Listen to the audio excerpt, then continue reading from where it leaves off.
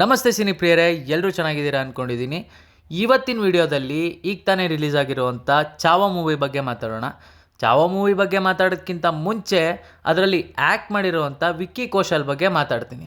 ಈ ಅಪ್ಪಂಗಿರೋ ಆ್ಯಕ್ಟಿಂಗ್ ಸ್ಕಿಲ್ಸ್ಗೆ ಇಡೀ ಇಂಡಿಯಾದಲ್ಲಿರೋ ಎಲ್ಲ ಡೈರೆಕ್ಟ್ರುಗಳನ್ನು ಒಂದು ರೂಮಲ್ಲಿ ಸೇರಿಕೊಂಡು ಒಂದು ಕತೆ ಬರೆದ್ರೂ ಸಾಕಾಗಲ್ಲ ಅನಿಸುತ್ತೆ. ಅಷ್ಟೊಂದು ಸಖತ್ತಾಗಿ ಅವ್ರ ರೋಲ್ನ ನಿಭಾಯಿಸಿದ್ದಾರೆ ಅಂತ ನನಗನ್ನಿಸ್ತು.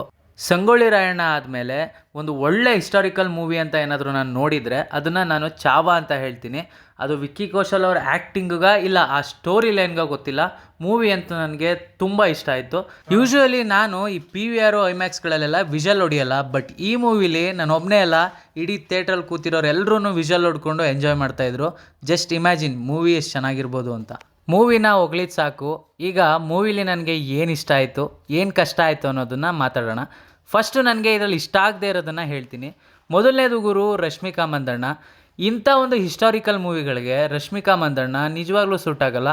ಅವ್ರ ಆ್ಯಕ್ಟಿಂಗ್ ಎಲ್ಲ ಚೆನ್ನಾಗಿದೆ, ನಾನು ಅದ್ರ ಬಗ್ಗೆ ಮಾತಾಡ್ತಿಲ್ಲ, ಬಟ್ ಇಂಥ ಮೂವಿಗಳಿಗೆ ಅವರು ಅಷ್ಟು ಸೆಟ್ ಆಗಲ್ಲ. ಇನ್ನೂ ತುಂಬ ಜನ ಹೀರೋಯಿನ್ಸ್ಗಳಿದ್ರು, ಬೇರೆಯವ್ರನ್ನ ಕರ್ಕೊಂಡು ಮಾಡಿದಿದ್ರೆ ಇನ್ನೂ ಚೆನ್ನಾಗಿರ್ತಿತ್ತು. ಇನ್ನು ಎರಡನೇ ವಿಚಾರ ಬಂದುಬಿಟ್ಟು ಇದರಲ್ಲಿ ಯೂಸ್ ಮಾಡಿರುವಂಥ ಸೌಂಡ್ಸು. AR ರೆಹಮಾನ್ ಅವರು ಇದರಲ್ಲಿ ವರ್ಕ್ ಮಾಡಿದ್ರು ಕೂಡ ಆ ಸೌಂಡ್ಸು ಒಂದು ಪರ್ಫೆಕ್ಷನ್ ಆಗಿ ಬಂದಿಲ್ಲ ಅಂತ ಅನ್ನಿಸ್ತು. ಸೊ ಇನ್ನೂ ಒಂದು ಬೆಟರ್ ವೇಯಲ್ಲಿ ಸೌಂಡ್ಸ್ನ ಯೂಸ್ ಮಾಡಿದಿದ್ರೆ ಮೂವಿ ಇನ್ನೂ ಚೆನ್ನಾಗಿರ್ತಿತ್ತು. ಇನ್ನು ಮೂರನೇ ವಿಚಾರ ಬಂದುಬಿಟ್ಟು ಇದ್ರ ಸ್ಟೋರಿ ಲೈನು. ಆಲ್ಮೋಸ್ಟ್ ಹಿಸ್ಟಾರಿಕಲ್ ಮೂವಿಗಳಂತ ಅಂದರೆ ಒಂದು ಸ್ಟೋರಿ ತುಂಬ ಸ್ಟ್ರಾಂಗ್ ಆಗಿದ್ರೇ ಆ ಮೂವಿ ಚೆನ್ನಾಗಿ ಅನ್ಸೋದು. ಸೊ ಇಲ್ಲಿ ಆ ಸ್ಟೋರಿ ಅನ್ನೋದು ನನಗೆ ಅಷ್ಟೊಂದು ಕಾಣಲಿಲ್ಲ. ಇಡೀ ಇರುವಂಥ 2.5 ಗಂಟೆ ಮೂವಿಲಿ ಅರ್ಧ ಬರೀ ಫೈಟನ್ನೇ ಕೊಟ್ಬಿಟ್ಟಿದ್ದಾನೆ. ಆಮೇಲೆ ಆ ವಿಲನ್ಗೂ ಆ ಹೀರೋಗೂ ಹೇಗೆ ದ್ವೇಷ ಸ್ಟಾರ್ಟ್ ಆಯಿತು ಅದು ಏನೂ ತೋರಿಸಿಲ್ಲ. ಆಮೇಲೆ ಆ ಹೀರೋ ಚೈಲ್ಡ್ಹುಡ್ ಆಗಲಿ ಏನೂ ತೋರಿಸಿಲ್ಲ.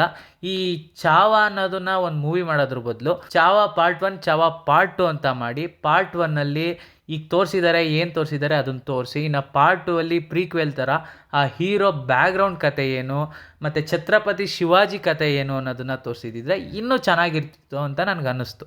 ಇನ್ನು ಈ ಮೂವಿಲಿ ನನಗೆ ಇಷ್ಟ ಆಗದೇ ಇರೋಂಥ ವಿಚಾರಗಳು ಯಾವುದೂ ಇಲ್ಲ. ಇಷ್ಟ ಆಗದೇ ಇರೋದಕ್ಕಿಂತ ಇಷ್ಟ ಆಗಿರೋದೇ ಜಾಸ್ತಿ. ಅದರಲ್ಲಿ ಮೊದಲನೇದು ಬಂದ್ಬಿಟ್ಟು ವಿಕ್ಕಿ ಕೌಶಲ್ ಅವರು.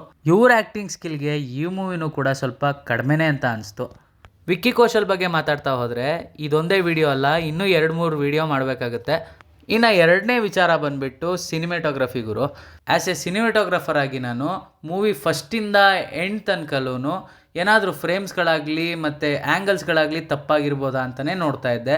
ಸೊ ಕೊನೆ ತನಕನೂ ಯಾವುದೂ ತಪ್ಪಿಲ್ಲದೆ ನೀಟಾಗಿ ನಿಭಾಯಿಸಿದ್ದಾರೆ ಈ ಸಿನಿಮಾಟೋಗ್ರಫಿ ಟೀಮ್ ಅವರು. ಟೋಟಲ್ ಆಗಿ ಹೇಳಬೇಕಂದ್ರೆ whole movie was very good.